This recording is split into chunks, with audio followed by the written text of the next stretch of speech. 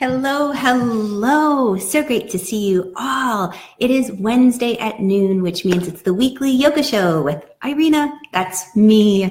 How fantastic to have you. So I'm here with my friends on Instagram and my friends on Facebook.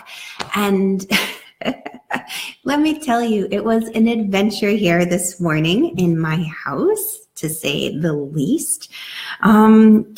Starts off normal, everyday kind of school morning with the kids, and then unexpected life hits and happens, right? And this is where all of the training, all of the hours we spend on the yoga mat kick in and really come to our rescue.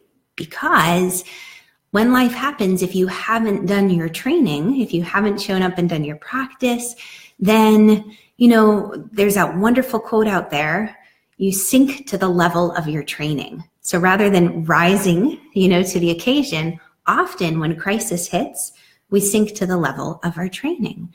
So all of that time you put in doing your sun salutes, finding, your balance in tree pose, falling over and picking yourself up, dusting yourself back off again, that perseverance, that ability to not let life get the best of you, so to speak, to get knocked down by the waves, but to continue to pop back up and to try again.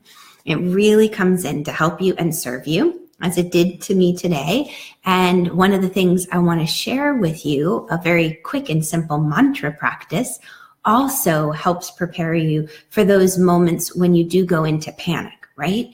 Because your body all of a sudden is producing this adrenaline. It's producing this extra cortisol. Maybe you're shaking with the energy of it. And your mind is at times like a deer in headlights. Which way do you go? What direction or action do you take? And as a yogi, rather than just reacting, we're trying to consciously be present and respond. So today, this morning, little backstory, as I was getting ready to wake my daughter up for school, I take my puppies out first into the backyard.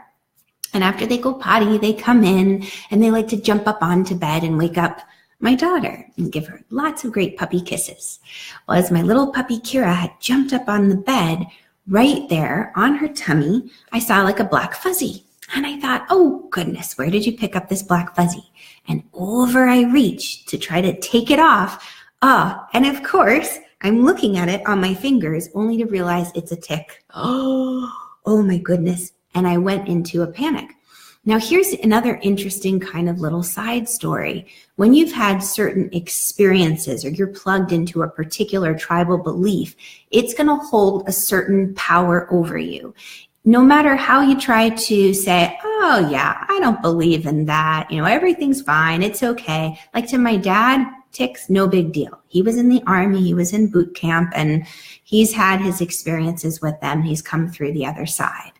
Just fine. Me, there have been stories I've listened to, and it's caused a certain belief that I've plugged into, let's say. So I know it has a certain power over me. So when I saw that tick, I got very frightened and afraid. And immediately my mind goes to, oh no, what do we do? Here I am in my daughter's room and I get the tissue, right?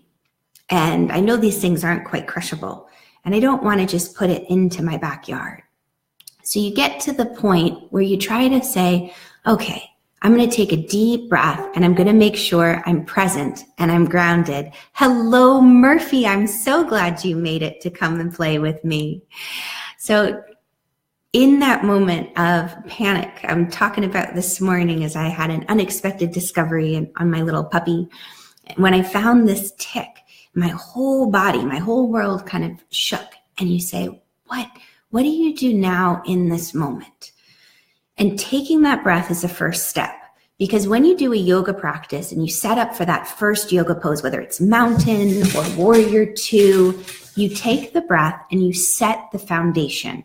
So whatever part of your body is touching the floor is the foundation. It's like your root system. So as deep as your roots grow, in that beautiful oak tree, is the length and the height to which you'll be able to grow. So when we're shaken by an unexpected event or crisis, we really rely on those deep roots anchoring us and keeping us steadfast. So once you have those roots, the next thing you do, you welcome the breath in, is you align yourself. You align yourself in the best way possible for the breath to move through you with great ease. That might mean taking a wider stance in a physical posture, or in my case this morning, as I'm holding this tick in my hand, it's taking that deep breath and going into alignment. What's the next best step?